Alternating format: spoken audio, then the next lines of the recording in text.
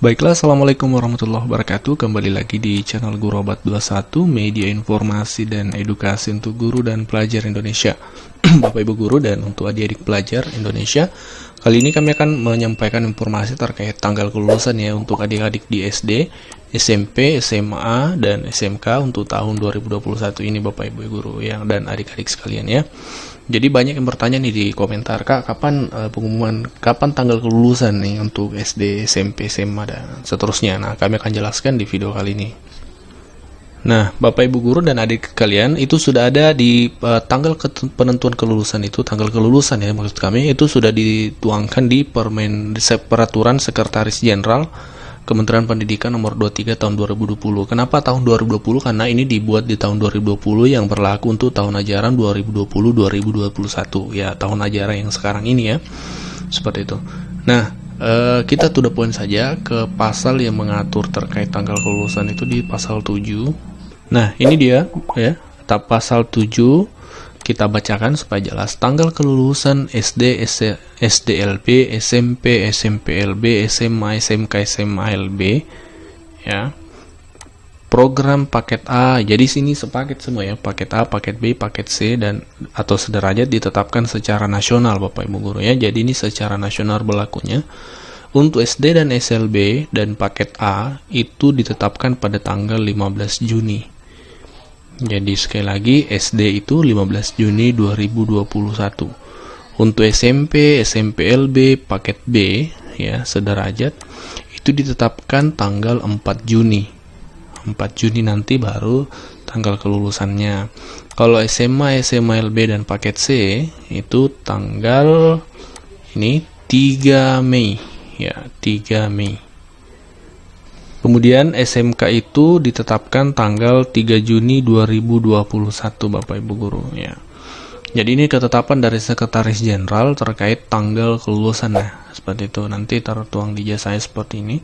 Tanggal 15 Juni untuk SD, SMP itu 4 Juni, SMA itu 3 Mei, dan SMK itu 3 Juni Bapak Ibu.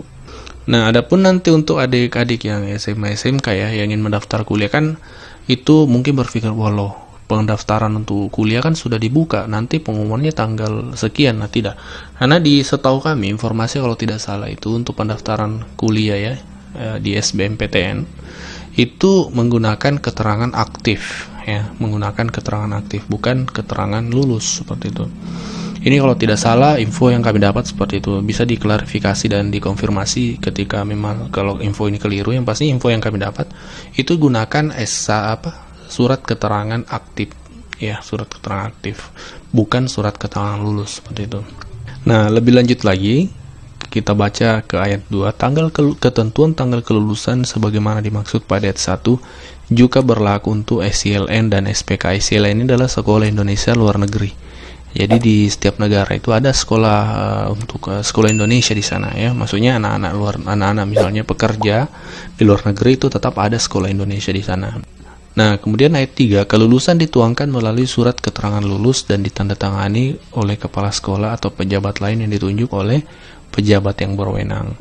Kemudian surat keterangan lulus sebagaimana dimaksud pada ayat 3 sekurang-kurangnya ya, mencantumkan rata-rata nilai ujian sekolah atau rata-rata nilai ujian pendidikan kesetaraan. Jadi nanti di surat keterangan lulusnya itu ada nilai rata-rata nih, nilai rata-rata ujian sekolahnya seperti itu. Tanggal penerbitan ujian ijazah paling cepat 1 hari setelah tanggal pengumuman kelulusan dan paling lambat 31 Juli 2021 ini untuk tanggal penerbitan ijazahnya ya. Beda dengan tanggal tadi, tanggal kelulusan ini beda ya. Kemudian tanggal penerbitan ijazah sebagaimana dimaksud pada ayat 5. Kepala dinas sesuai kewenangannya dapat menerbitkan surat edaran terkait penetapan tanggal penerbitan ijazah. Jadi kepala dinas ini bisa mengeluarkan edaran, misalnya ingin seragam untuk di kabupatennya itu bisa.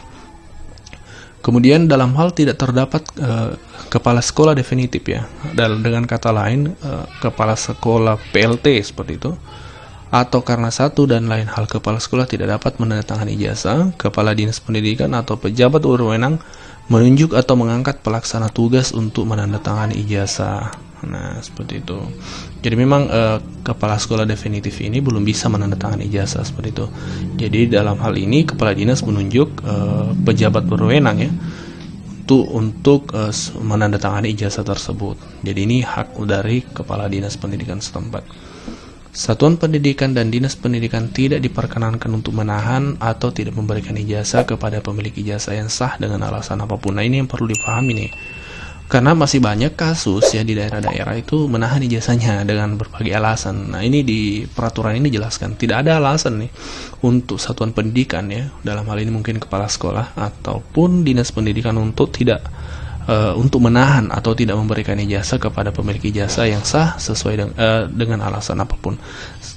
Selagi siswa itu memang lulus, artinya dia memiliki hak untuk mendapatkan ijazah. Kecuali memang dinyatakan tidak lulus ya tentunya, maka ya tentu tidak berhak mendapatkan ijazah seperti itu.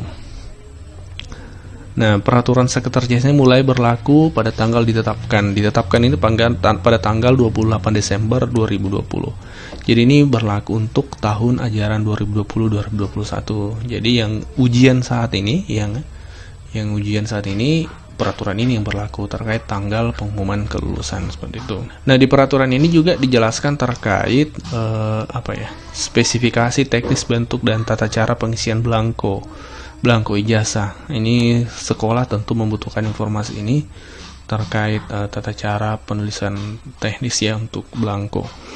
Jadi Bapak Ibu nanti untuk lebih detail nanti bisa download nih, tinggal ketik di Google Peraturan Sekretaris Jenderal Kementerian Pendidikan dan Kebudayaan nomor 23 tahun 2020, pasti muncul tuh banyak. Anda tinggal download dan bisa mendalami lebih lanjut terkait hal-hal yang ada di peraturan sekjen ini. Kami hanya fokus di video ini membahas tentang tanggal penentuan kelulusan seperti itu. Jadi untuk kelulusan itu adik-adik juga perlu ketahui ada 3 syarat yang harus dipenuhi ya.